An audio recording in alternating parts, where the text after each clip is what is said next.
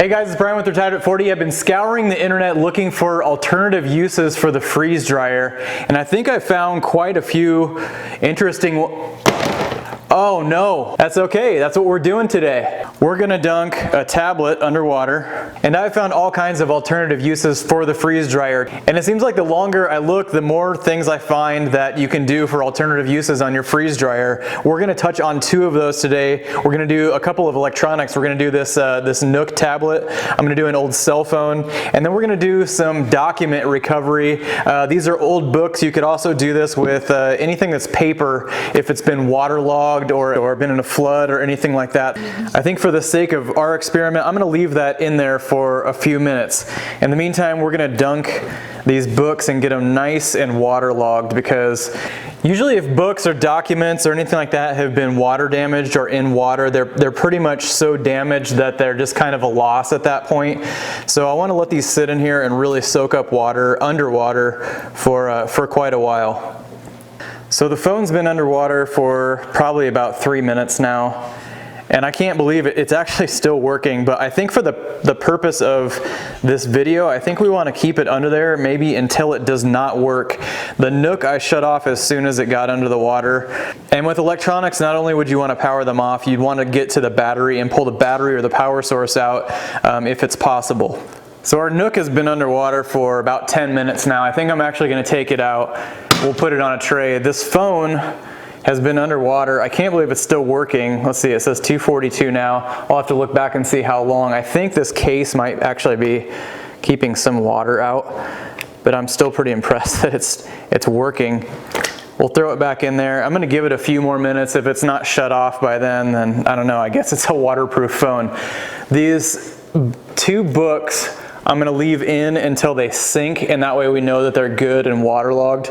Right now, if you open them up, you know, the pages are still dry, so we want them to be as soaked as possible. So the more I researched for this video, the more I found that there's actually a lot of alternative uses for the freeze dryer. There's people that use big commercial freeze dryer for taxidermy, preserving their pets.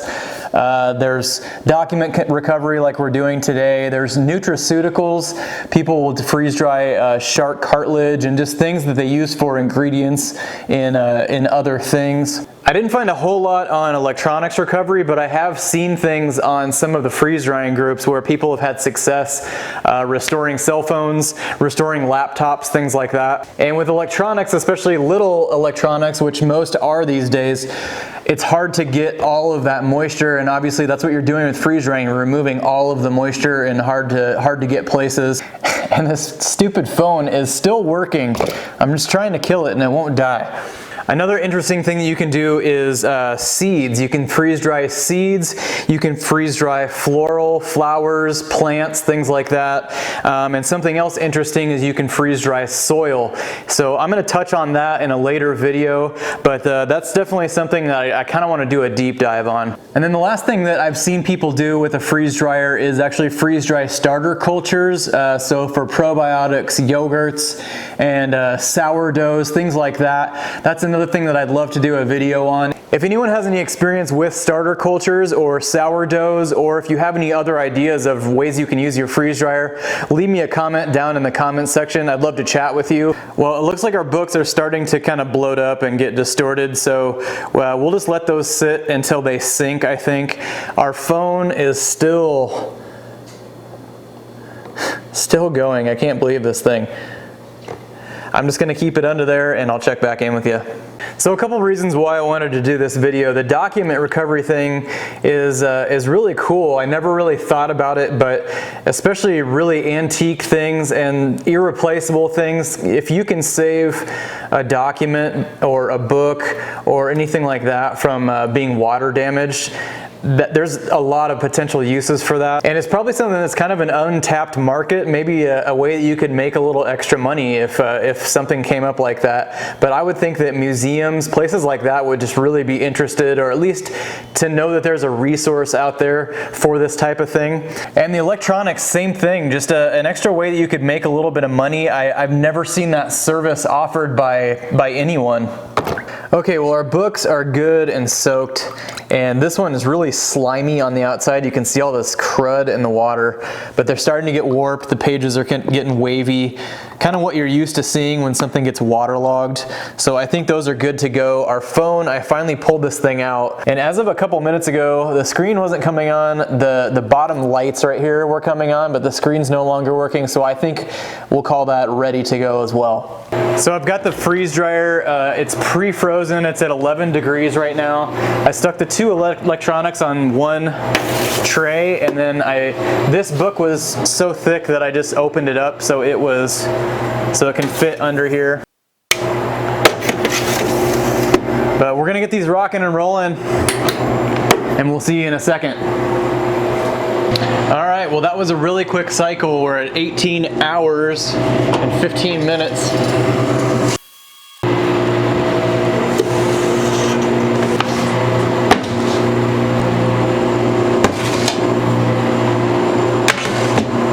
So at first glance, this is really strange. The book right here, you can see this kind of foamy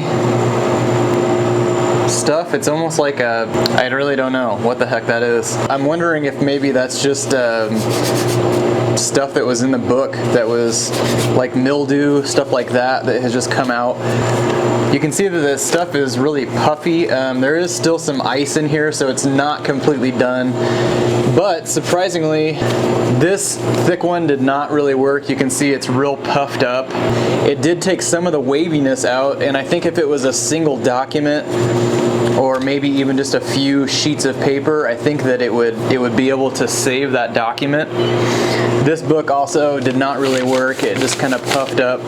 So as far as water damaged books, it would certainly help try and save a document, but it's not going to restore it to the way it originally was. Let's check out the electronics. The tablet, it had been underwater for I think like 10 or 15 minutes, and it looks like it's totally fine. So that's pretty cool that something can spend that much time underwater and still survive. But I think the one that's going to be the most interesting is this cell phone. And if you remember, the screen was not working, the function, the buttons on the bottom were working. See if we can power this back on. And it's at least turning on. We'll see if it's going to totally work or not.